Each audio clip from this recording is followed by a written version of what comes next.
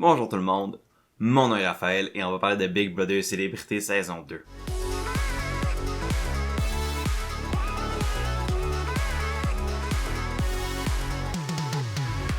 Aujourd'hui, on couvre l'épisode 27 de Big Brother Célébrité où on a vu enfin le résultat de la compétition du patron de la maison et donc on a un petit peu plus une idée de qu'est-ce qui va se passer dans la semaine et on a eu quand même des révélations importantes qui vont probablement changer la suite des choses cette semaine et potentiellement pour le reste de la saison. Et donc, on va pas plus attendre et on va commencer maintenant. Comme je l'ai fait allusion dans l'intro, l'épisode s'est ouvert sur la suite et la fin de la compétition du patron de la semaine qui était le Cube Med, donc la fameuse épreuve des cubes de glace qu'on avait vu précédemment à la saison 1. Encore une fois, bonne épreuve. Vous vous rappelez du montage horrible d'hier, c'est correct. On va pas s'attarder là-dessus plus longtemps pour nos âmes et pour essayer d'oublier les images qu'on a vues le plus vite possible. Par contre, il y a quelques éléments plutôt plus liés à la game qui sont revenus pendant l'épreuve. Notamment que les filles de la chambre bleue se sont quand même battues bec et ongles et dents.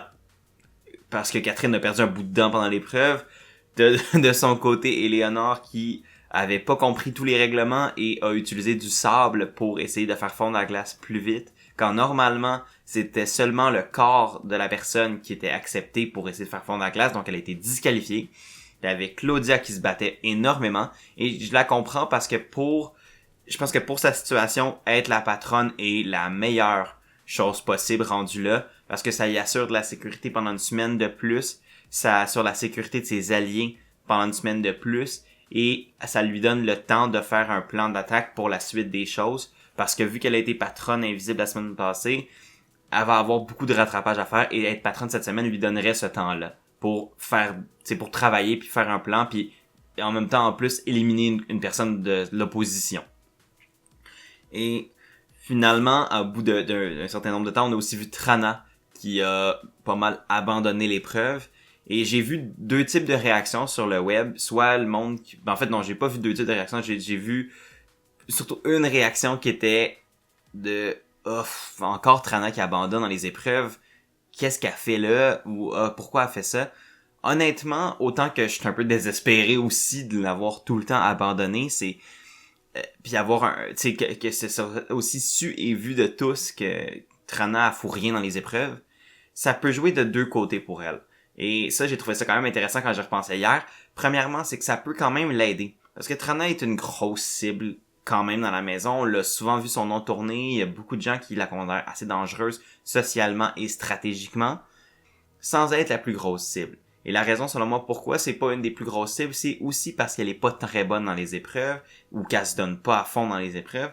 Ce qui fait en sorte que pour les gens qui sont comme opposés à elle, ou même les gens qui sont alliés un peu avec elle, mais qui sont pas à 100% sûrs de sa loyauté, ben, Trana fait pas tant peur parce que Trana est pas capable ou ne prend pas la peine de se mettre dans une position de pouvoir, donc elle est pas dangereuse comme telle pour qu'elle puisse t'évincer directement parce elle va jamais, ou presque jamais, se mettre dans une position où elle va pouvoir devenir patronne. Donc, elle fait pas tant peur, et pour elle, au final, mais ça diminue son niveau de danger, ce qui lui permet de passer probablement plus facilement sous le radar, et donc avancer un peu plus loin dans la game. Mais ça peut aussi être une lame à double tranchant, parce qu'après ça, oui, tu t'es peut-être rendu à la fin, oui, t'as peut-être pas eu un niveau de danger si élevé, mais après ça, les gens vont pouvoir te regarder et te dire, mais tu t'es jamais mis activement dans une position où tu pouvais être patronne. Est-ce que tu voulais vraiment être là? Tu peux après ça questionner le joueur ou la joueuse qui utilise une stratégie de même où elle se donne pas trop dans les épreuves contre elle pour justifier ne pas lui donner une victoire ou justifier de pas vouloir l'amener à la fin parce que tu trouves qu'elle est pas méritante. Il y a différentes manières de voir ça. Mais en gros, le fait que Trana gagne pas l'épreuve et se donne à peine peut l'aider, mais aussi peut lui nuire, fait que je dirais que c'est un 50-50 pour moi là-dessus. Mais bref, le résultat de l'épreuve, au final, c'est que c'est Martin, finalement, qui remporte le patronat, et donc, c'est une stat quand même cool que j'ai vu passer sur Internet et que je devais la ressortir ici. On est à la semaine 6, et à date, on a eu 6 patrons de la maison différents, et ça, c'est cool, parce que souvent, il va y avoir des répétitions, ça va être la même alliance tout le temps qui va être dans le pouvoir. Là, ça a vraiment ping-pong un peu toute la saison sur qui était patron. ça a pas été tout le temps la même alliance qui était dans le siège principal. Et ça, c'est intéressant, c'est divertissant. Et Martin continue cette lignée-là de patrons différents qui amènent son lot de points d'interrogation à la semaine. Parce que là, Martin, on se le rappelle, était sur le bloc la semaine passée avant la compétition du veto et a été mis sur ce bloc-là par Claudia. À ce moment-là, Martin ne sait pas que c'est Claudia nécessairement, mais à cause du résultat des votes, comme je l'ai mentionné dans mon épisode d'hier, mais la cible du patronat invisible pointe fortement sur les filles de la Chambre bleue. Et donc, pour Martin, Martin qui voulait travailler avec les filles de la Chambre bleue, même au vote, parce qu'il a voté pour sortir Guylaine, ben là, est dans une position assez intéressante parce que il a peut-être pas complètement ruiné sa relation avec les restants, mais en même temps, a été la victime des filles de la Chambre bleue de Claudia et aurait pu être évincé la semaine passée si c'était pas qu'il avait remporté le veto. Donc là, il est dans une position très, très intéressante parce qu'il peut dire aux filles de la Chambre bleue, ben écoutez, vous m'avez mis sur le bloc, je peux dire à Claudia, tu m'as mis sur le bloc si finalement il découvre que c'est elle, et l'évincer comme ça, ou tu sais, justifier sa nomination puis peut-être son élimination comme ça, et pas trop se mettre de sang sur les mains. Ça va être une position vraiment intéressante. Et je pense que ça va vraiment brasser cette semaine. Sans être peut-être la semaine la plus flashy, la plus impressionnante, je pense que c'est quand même une semaine qui va être intéressante, due à la position que Martin avait la semaine passée, et due à l'espèce d'un petit peu chaos créé par le fait que la patronne invisible était Claudia, qu'elle a mis Martin sur le bloc, et là Martin dans une position de pouvoir. Donc ça va être intéressant à voir. Marie-Mé révèle finalement une dernière petite bribe d'information à la fin de l'épreuve, et ça c'est que le patron invisible et le gagnant du veto invisible peuvent finalement se révéler sans subir de conséquences, et donc là c'est libre à eux de révéler ou non cette information aux gens qui veulent. Ça c'est souvent risqué, parce que là, si ça l'est peut-être moins, mettons, pour Martin, parce que je pense pas que la victoire du veto de Martin étant un problème à révéler, à moins qu'il veuille camoufler son niveau de danger. Puis ça pourrait être vrai, parce que là, ça fait 2 épreuves de suite qui remportent, le veto et le patron de la maison. Donc, ça pourrait lui mettre une cible sur le dos si les gens savent que c'est lui qui a remporté le veto. Mais évidemment, la grosse la gros point de stress pour moi par rapport à cette nouvelle-là, ben c'est Claudia, évidemment, qui était la patronne invisible, qui est stressée et qui angoisse depuis une semaine. Et là, le fait qu'elle puisse révéler son identité, ben ça va jouer dans la balance, et selon moi, ça va pas être long avant qu'elle craque. Et elle a craqué. Ça a même pas pris une scène après qu'on a vu finalement Claudia révéler aux filles de la Chambre bleue, donc Catherine et Éléonore, que c'était finalement elle, la patronne invisible. Et là, ben évidemment, la roue tourne pour les 3 filles, puis qu'ils se réalisent que Marc-Antoine a été éliminé pendant une semaine où il était au pouvoir, ce qui est un échec critique. Il n'y a pas vraiment d'autre manière de le mentionner que ça. Et là, évidemment, ben, les filles capotent. Claudia, elle se sent soulagée de pouvoir partager cette information-là, mais elle capote parce qu'elle sent que ses alliés les plus proches sont ébranlés. Je pense que Éléonore est plus compréhensive et plus... elle supporte mieux Claudia. J'ai l'impression que Catherine, elle, le prend un peu plus mal. Emotional damage! Je pense que on dirait que c'est celle dans ses réactions juste par mettons son confessionnal où elle sacrait puis elle était comme incrédule. J'ai comme le feeling qu'elle prend peut-être un peu moins bien, mais ils réalisent en plus avec Martin comme patron, considérant que c'est Claudia qui l'a mis sur le bloc, et qu'ils sont dans une position extrêmement difficile, parce que là ils vont devoir justifier à Martin de pas les mettre sur le bloc même si la cible pointe sur elle. Ça va être tough, et ils ont vraiment, ils ont vraiment peur que ça vienne briser leur truc, que ça vienne ruiner les 3 mousquetaires et que leur position dans la game soit absolument détruite. Et c'est pas complètement faux. Au moins, les filles sont pas restées dans la pitié trop longtemps. On les a vu après ça concocter quelques stratégies pour essayer de s'en sortir, avec différents degrés de possibilité de réussite selon moi. Je pense que la question vient à se demander, est-ce que c'est bon ou non pour Claudia de révéler qu'elle est la patronne invisible? Selon moi, c'est pas une bonne idée qu'elle le révèle parce que ça va lui mettre, tu sais, c'est qu'elle va devoir faire face aux conséquences de ses actions. En même temps, je comprends que pour elle, de voir ses deux alliés les plus proches se faire cibler en sachant très bien elle-même que c'est elle la patronne, ça marchait pas. En plus que là, maintenant, elle a révélé ça aux autres filles de la Chambre Bleue, ben, elle peut pas tenir ce mensonge-là. Fait que, selon moi, c'était sûr et certain que l'information allait couler d'une manière ou d'une autre, ou que Claudia allait révéler ça à plus de gens. Et dans les stratégies qui commencent à tourner, ben, ça serait que peut-être que Claudia pourrait révéler le fait qu'elle était la patronne invisible à Hugo et à Martin, et essayer d'utiliser cette confusion-là puis cette potentielle frustration-là des gars pour masquer leur alliance et faire un coup à l'opposition pendant qu'ils sont dans une position de pouvoir. Mais ça, c'est très difficile parce que là, ça nécessite que Hugo et Martin pardonnent Claudia et les filles de la Chambre Bleue pour l'élimination de Marc-Antoine et d'avoir mis leur game dans des positions plus difficiles. Est-ce qu'ils vont être prêts à faire cet acte de pardon-là? Pas sûr. Puis ça va... C'est surtout ça, selon moi, qui va déterminer si c'est vraiment la fin des 7 chanceuses ou si les 7 chanceuses ont encore une chance de poursuivre l'aventure en tant qu'unité. On, on se fait rappeler que la twist des condamnés va faire l'apparition dans la maison cette semaine. C'est une twist que j'ai vraiment hâte de voir. Et comme je l'avais mentionné très rapidement, au fond, les 2 personnes mises en danger et 2 personnes choisies par Martin vont être condamnées, vont devoir manger de la slop pendant une semaine, devoir dormir dans des lits pas confortables et devoir seulement prendre des douches froides. Donc les vraies conditions des have-nots traditionnels comme on voit aux États-Unis et au Canada. Donc j'ai très hâte de voir ça. Et t'as beaucoup de joueurs qui, eux, n'ont pas envie de vivre ça. Et moi, autant que je ne lui souhaite pas ça parce que c'est chiant, mais voir Trana have-not, ça va tellement être un bordel absolu. J'ai peur quasiment qu'elle quitte si elle se fait mettre condamnée. Mais en tout cas, ça va donner peut-être un show divertissant de les voir capoter quand ils vont devoir subir ces conditions-là. Mais c'est sûr que c'est triste, c'est pas le fun de les voir souffrir, mais en même temps, c'est pas si pire que ça comme condition. Là, faut relativiser. Là, c'est pas la fin du monde. Là. C'est pas plus difficile qu'aller faire du camping ou quoi que ce soit. Tu sais, je veux dire, faut relativiser. Je le ferai. Je vais tellement me faire mettre sur la slop si jamais je participe maintenant.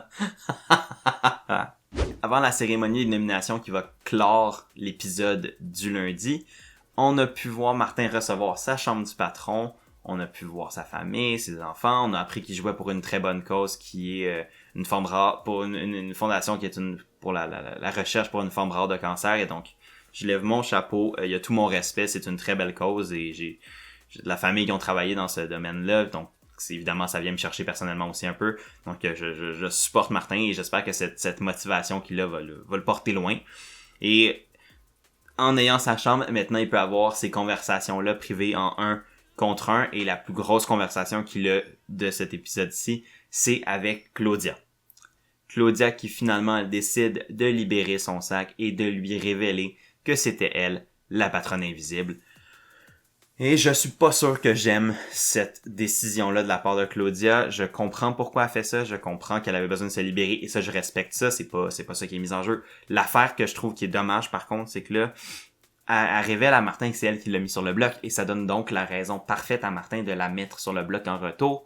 De mettre quelqu'un de son alliance à elle en plus à côté d'elle pour s'assurer qu'elle ait pas les votes de rester s'il décide vraiment d'être rancunier.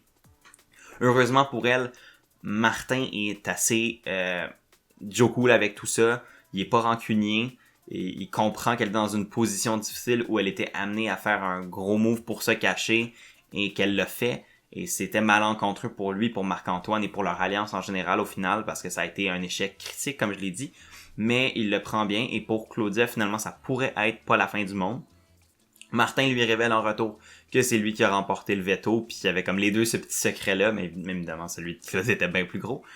Mais au moins cette conversation-là semble bien se terminer pour Claudia, ce qui pourrait laisser croire qu'il y a encore une avenue pour qu'ils travaillent ensemble et que ce soit pas comme le fait que Martin soit patron soit pas une sentence de mort, mais en même temps c'est aussi une nomination qui serait donc très logique pour Martin et ça semble être le modus operandi de Martin cette semaine, c'est de faire des nominations qui semblent logiques à la maison pour pas révéler ses alliances et pour pas révéler sa position exacte dans la maison. Fait qu'en faisant les choix logiques, ben tout le monde se comme ben oui, j'aurais fait la même chose à sa place Et donc là, on vient moins creuser les raisons plus profondes de pourquoi il a mis ces gens-là sur le bloc et non d'autres. Finalement, Martin a 2 conversations avec 2 personnes clés qui pourraient tourner dans ses cibles potentielles de la semaine.